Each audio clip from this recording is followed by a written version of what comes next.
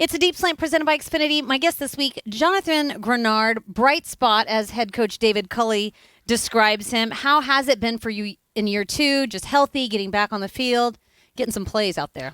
It's fun. I think just with a new feel of everything, with new coaching staff, new players as well. I think overall we just kind of have that new feel, and I think we're all hungry. I think we all got a clean slate here, and I think just all of us gelling together and all having that same mindset. Some guys are here on 1-year deals and stuff like that. They're just trying to put their best foot forward, and I think when you have that all in the room in general, not just on the defensive side, but on the other side as well in all aspects, it helps everybody just to. One thing you don't have to worry about is effort, and I think that one thing keeps driving us to make the plays and stuff like that. All right, speaking of effort, you've had multi-sack back-to-back games. So Right. 2 sacks in back-to-back games. It seems like you're really getting to the quarterback. Is something different for you this year? What's been your secret to really getting after it after these quarterbacks? Yeah, I think last year just getting my feet wet a little bit, understanding how the game goes, helped me out a lot in those aspects just to get a feel for it.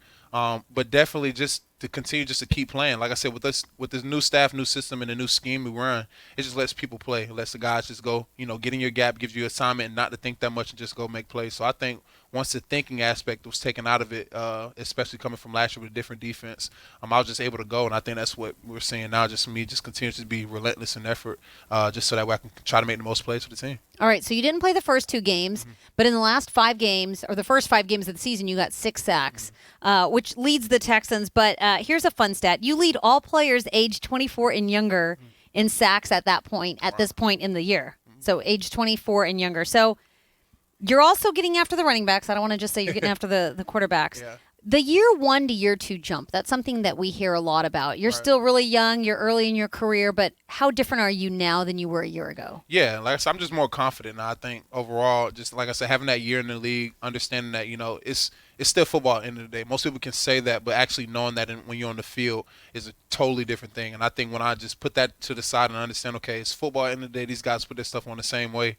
And the stuff that you work on in the offseason, use it. I mean, these are things that, you don't work on them for nothing. And these are things that guys probably haven't seen when you add some new to your repertoire. So I think the success just comes from that. Now, I work really hard in the offseason, and even still to this point, I still work hard to keep my body right so that way I can make these plays week in and week out. So I'm excited. I mean, it's just the beginning for me. I'm still excited for where this team goes. I mean, we've got a lot in the tank. I think we just got to now just put it on tape, just finish it out so that way we can get the result we want to get. Yeah, obviously not the result that you guys want so far. Levy Smith said, we think the sack numbers are really high for you, but Levy Smith said that you still left some sacks on the field. Yeah. Do you feel that in game? Do you feel like, that was a missed opportunity, or is that something that you go back and you watch the film and you see it? It's a little bit of both, but majority of times I see it or I feel it. Like as soon as the play happens, I come to the sideline like, I should have had that one. Like I just know that in the Colts game I got tripped up. I know I should have had that one. Or it's a holding call. You just see that whether you clear this hand or that goes back to your training. Clearing those hands so that way they can't hold you, so that way you don't not get the sacks. All those little small details that you have to hone in on, and as D lineman or anybody knows, when you miss the play because of a technique thing, you know it instantly. Okay, so I've read that you actually started playing football. It was a funny story. You were 4 years old, and somebody approached your mom about whether or not you played football. Yeah, it was funny. She says it to this day, and I remember the day, but I just don't remember the way she explains it. So I mean, I was just a kid out there playing football, having fun. And, my coach at the time was like, hey, you just come play football. And I never knew anything about it. So when they brought it, my mom and my dad brought it to us, me and my brother, he was bigger than I was. So you knew he was playing offensive line, but I was going to play running back. But I started off as a lineman as well. And it took for me to take a handoff as a nose guard. I ended up running through the line, taking a handoff back, literally out the quarterback's hand. It was like, okay, well, this kid's playing running back. And I honestly played running back all the way up until like my 9th, 10th grade year of high school. So, and then they moved me I made the transition to tight end, receiver, and D-line. So, those dreams of those days were over with once I hit a growth spurt. So I couldn't play running back anymore. You're on the defensive side. You could still get the ball in your hands, but it'd have to be a major play for that to happen. For sure. All right, you said something once in an interview that really intrigued me. You said, we never knew as kids what we were going through until we were older and realized what was going on.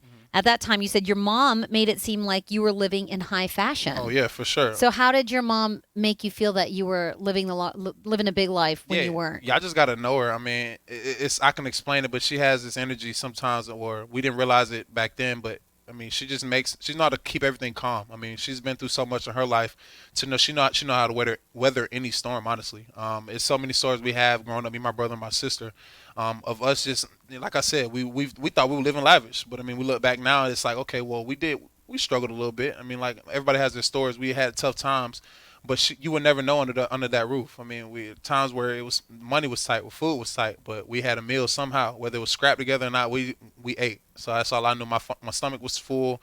I had clothes on my back, shoes on my feet, and a roof over my head, and that's all that mattered. And then she didn't put that on us. She didn't cast the stress or worries on us, and you never seen it on her face. She will come into the house, hey, how you doing, babe? Get us a kiss and all that, and she's straight to cooking every week. I mean, every day. I mean, it's just like a routine for her. So that hats off to her. I love that lady to death, and those are things that you take pride in, and you cherish those moments because of the struggle that she, not only what we going through, but to think about what she had to go through to mask all of that. And my sister, she was older than all of us. She's 10 years older than me, so at the time she kind of knew what was going on. But obviously, hats off to her as well. She never let that be known with us, as me and my brother being the youngest. We didn't know any of that was going on the whole time. They were letting you guys have just a normal, carefree childhood. Listen, at what point did you realize that things were tougher than she let on? I think it was when I was it's a story as well, when we were in the recruiting process. I was a senior in high school, or going into my senior year, and we went for a visit up to UK for a camp, University of Kentucky. And we went up there, and obviously things didn't go as planned, and we had to make a transition down to Louisville. But at the time, we only had our plans to go to UK at the time, money-wise.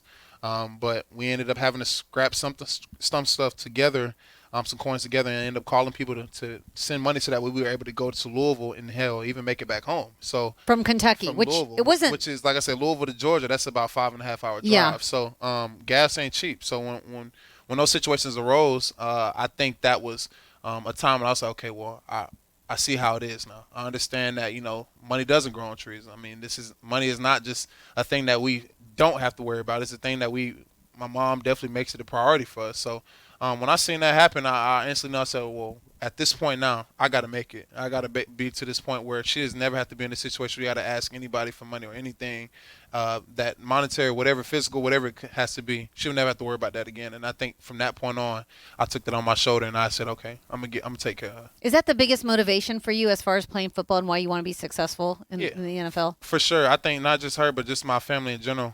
We just, like I said, it was me and my brother and my sister and my mom pretty much, and obviously with my father at the time. But it was just basically us pretty much our whole lives, and I think that's why we stick together so much now. I just want to take care of them. I mean, they're the ones who pretty much, I cried on their shoulders. They cried on my shoulders. We all stuck together, and it's not that many of us. We got a small circle as a family.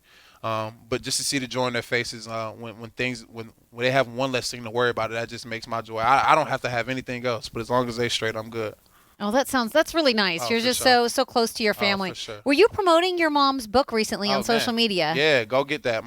Your mom wrote a book? My mom has a book, man. It's telling her life story, and I think I really want you all to read it. All right, what's the book called? What's your mom? Give your mom's name and give the book details. Her name is Carmen Greenard Varnum. Her book is By His Grace, I'm Here. I mean, it's literally what the title is, and she's been through so much. Her story, her growing up in the foster care system to now able to raise 3 children of her own, and obviously with the help of my stepfather and my father, but at the time, most times she was with my sister by herself when she was young. I mean, her upbringing was really, really tough.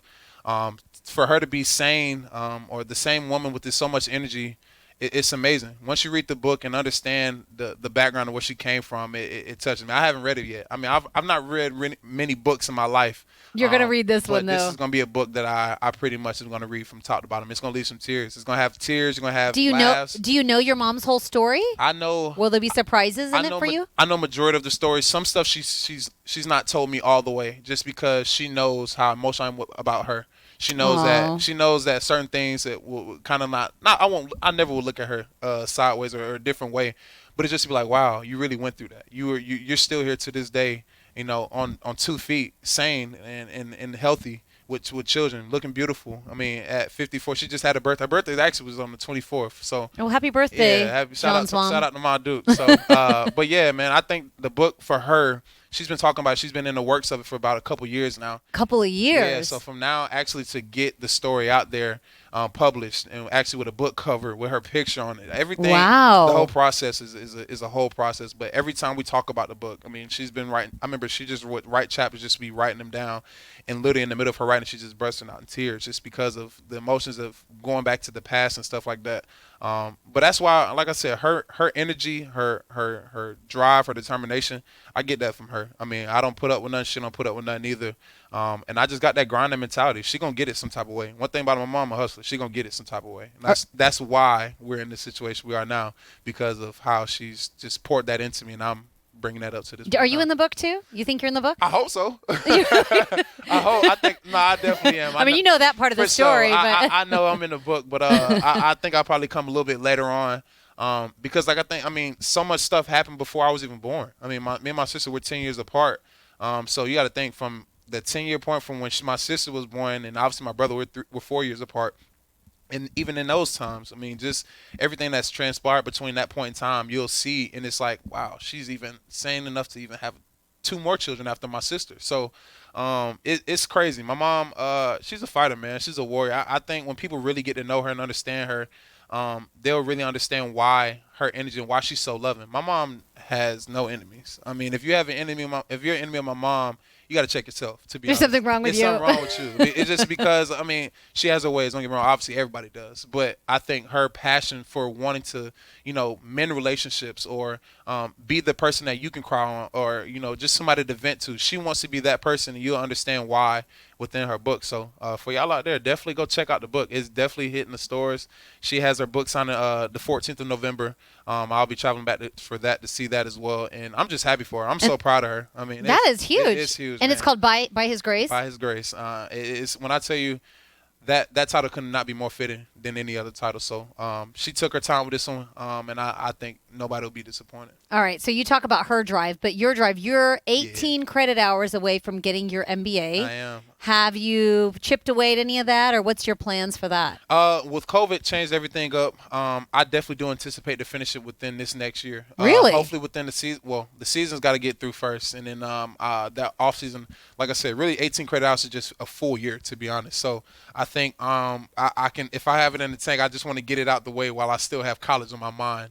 Yeah, you're not too far removed from it yet. So I think when I get to that point, I know I need to get a move on it. But I still got a good relationship with the director there at the program, with Parker and guys like that. This is at Florida. So yeah, I still have a good relationship with them. So I pretty much just, when I get the timing for it, I'm gonna finish it up.